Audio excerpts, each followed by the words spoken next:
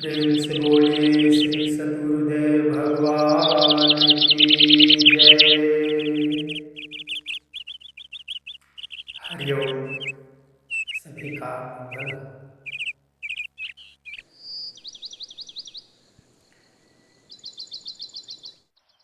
प्रश्न है,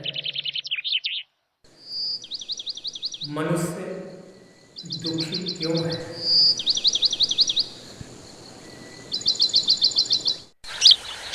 तो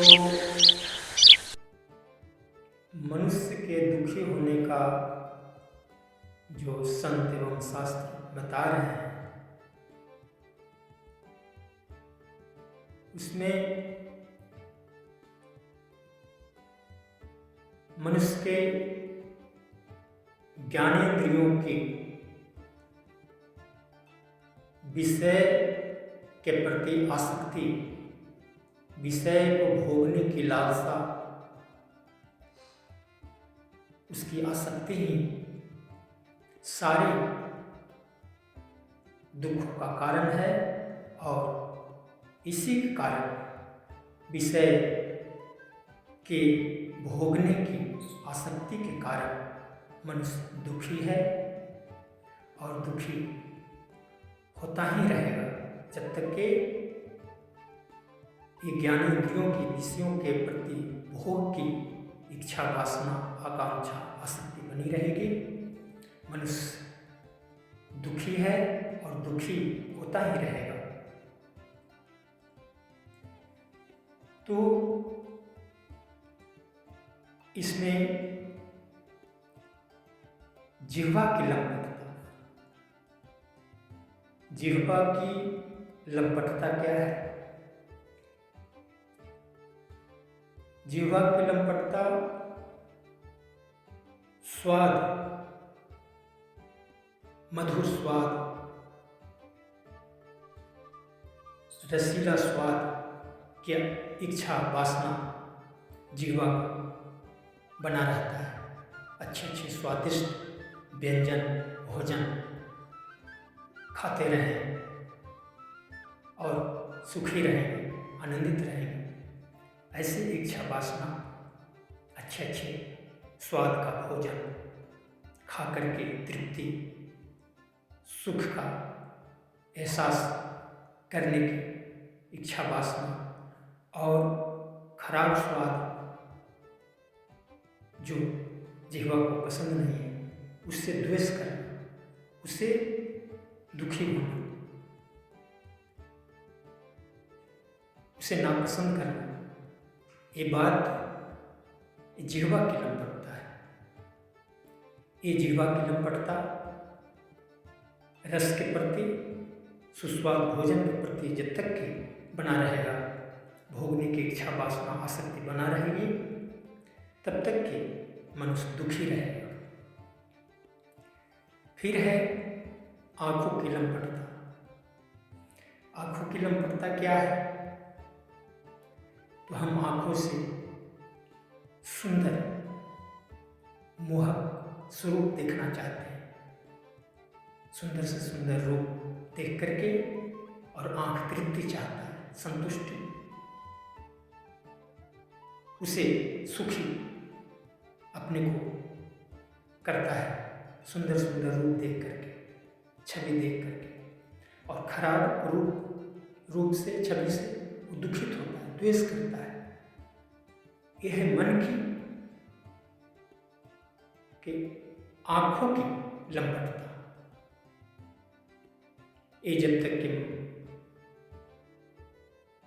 आंख रूपी जो ज्ञानेंद्रिय है, इसकी लंपटता बनी रहेगी, मनुष्य दुखी रहेगा। फिर है कानों की लंपटता। कानों की लंपटता क्या है? तो सुंदर सुंदर स्वर, मधुर स्वर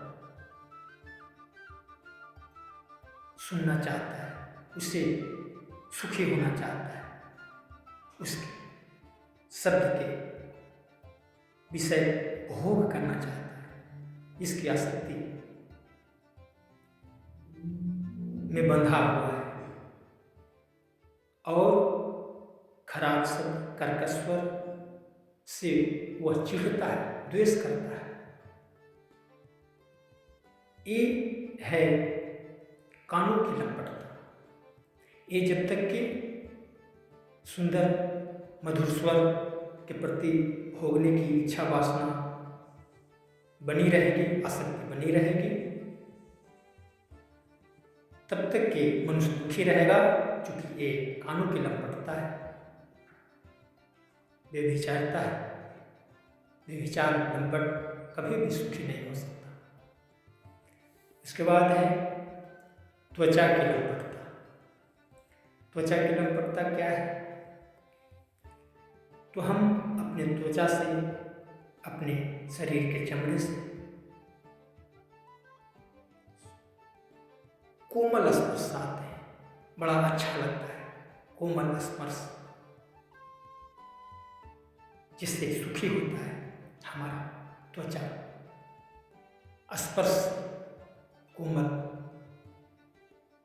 स्पर्श से सुखी, उसको भोग करके, उसका विषय रस लेकर के सुखी होना चाहता है। और कड़े कठोर स्पर्श से, रगड़ से दुखी होता है, उसे घृणा करता है। तो यह है त्वचा की। त्वचा ज्ञानेंद्रिय है, जिसे समझ आता है अच्छे खराब का। ये जब तक के बना रहेगा, तब तक कि मनुष्य दुखी रहेगा। यह त्वचा की लंपटता कि मधुर कोमल स्पर्श में सुख भोग, विषय भोग करके आनंदित होता है, उसमें आसक्त है, और आसक्ति दुख का कारण है, वो मोहित है। संसार के प्राणी पदार्थों में सुख जान करके उसमें चिपका हुआ है, और ये दुखी है और दुखी रहेगा। उसके बाद है नाक की लंपटता। नाक की लंपटता क्या है? तो नाक की लंपटता में सुगंधित फूलों को, वस्तु पदार्थ को हम सूंघना चाहते हैं, उससे सुख प्राप्त करते हैं, उसका विषय भोग करके, गंध का रूपी विषय जो है उसका भोग करके सुखी होना चाहते हैं, आनंदित होते हैं, उसमें मन चिपका रहता है, नाक ये चाहता है। और दुर्गंध से, बदबूदार गंध से वो दुखी होता है, घृणा करता है, चिढ़ता है। तो जब तक कि ऐसा करेगा, ये नाक की लंपटता है, मनुष्य दुखी रहे। इस सुगंध की आसक्ति में, इसके भोग में रहेगा, आसक्त रहेगा, तब तक के मनुष्य दुखी है और दुखी रहेगा। तो हमारे पांचों ज्ञानेंद्रिय के विषय भोगों के प्रति इच्छा, वासना, आसक्ति ही मनुष्य के दुख का कारण है। ये आसक्ति जब तक के मनुष्य को रहेगा, वो दुखी है और दुखी ही रहेगा। तो ये मनुष्य के दुख, संसार के प्राणी पदार्थों में, विषयों में जो आसक्त है, मोहित है, ये कैसे दूर हो? तो जिसने इस विषय के भोगों से आसक्ति खत्म कर लिया है, जो दुख रहित है, जो सुख शांति के भंडार है, जिसका नाम सत्य है, आत्मा है, परमात्मा है, सनातन है, खुदा, गॉड, जो भी है, उसी परमात्मा में, उसी खुदा में केवल सुख है। तो अपने मन को जो इंद्रियों से तृप्त होकर के, भोग करके सुख चाहता है, जो आने जाने वाला है, एक दिन छूटेगा, जिस दिन छूटेगा उसमें कमी बेसी होगा, दुखित हो जाएगा। तो वहाँ से अपने पांचों ज्ञानेंद्रियों की आसक्ति हटा करके उसे सत्य में आसक्ति करना पड़ेगा। उसमें मिलना पड़ेगा। वो सत्य तो सार्वभौमिक है, हर जगह है, चूंकि विवेक है।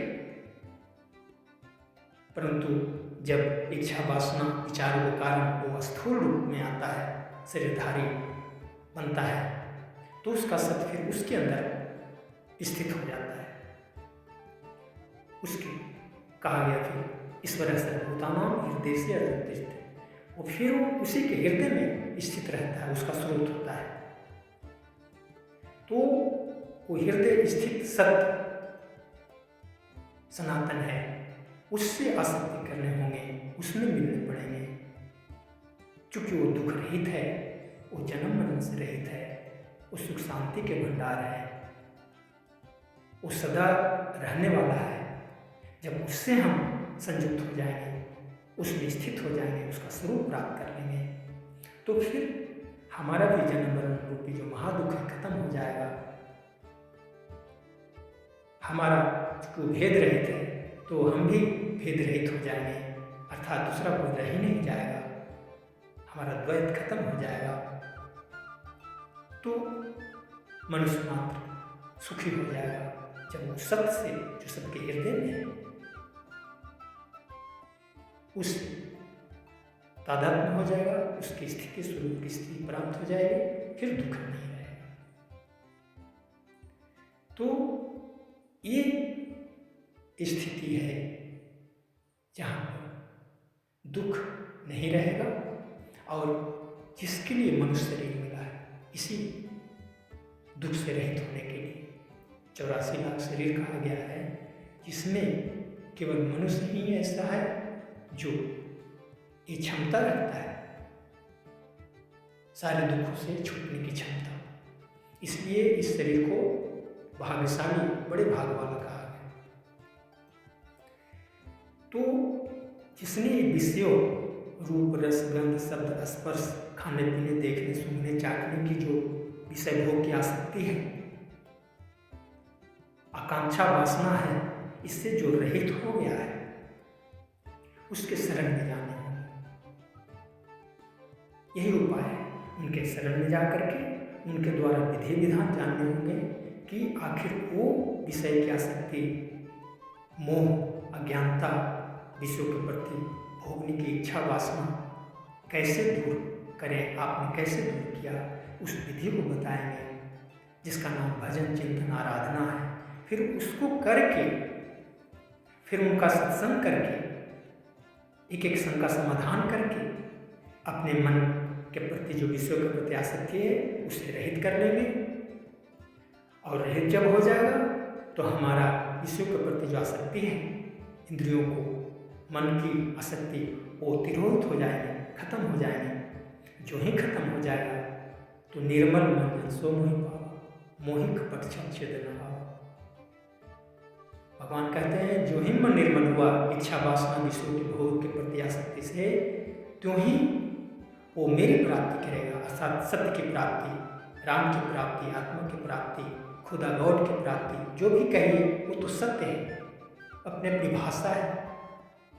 जिसको जो भाषा में नाम दे उस सत्य का, उस शक्ति का, जिसका जन्म मरण नहीं है, जिसमें दुख नहीं है, उसी भाव से वो सुनते हैं अपने भक्तों की पुकार। और जो ही हमारा मन निर्मल हो जाएगा संतों के सानिध्य से, उनके विधि विधान से, जब हम करने लगेंगे उस भजन को, तो जब मन निर्मल हो जाएगा तो सत्य से संयुक्त हो जाएंगे। जो ही संयुक्त हो जाएंगे हमारा जन्म मरण समाप्त हो जाएगा, हमारा सारा दुख खत्म हो जाएगा, और हम मुक्ति को प्राप्त करेंगे, निर्वाण को प्राप्त करेंगे, जिसके लिए मनुष्य शरीर मिला है, और अपना कल्याण कर लेंगे, जो मनुष्य का लक्ष्य इन्हीं शब्दों के साथ